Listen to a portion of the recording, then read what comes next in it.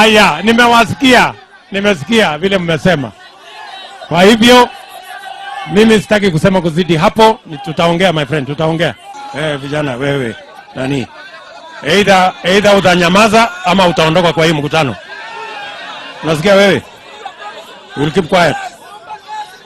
Ala. Usitaki utuletee mambo ya ulevi hapa.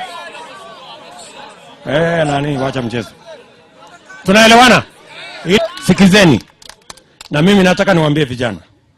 Vijana wetu wote, munisikize vizuri. Mimi ni mwenzenu. Lakini mimi nataka mjue hivi.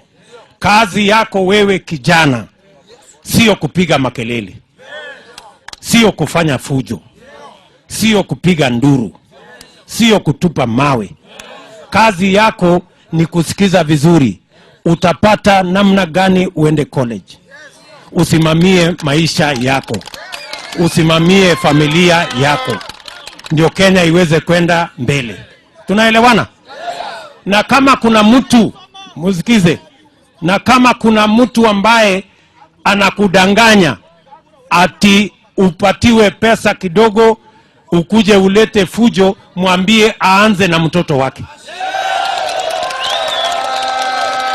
Ama namna gani? Wewe unawezaje? Jamaa amepeleka mtoto wake shule. Jamaa mtoto wake amepeleka shule, wewe anakupatia pesa kidogo ukuje upige kelele ama utupe mawe na mtoto yake anasoma. My friend.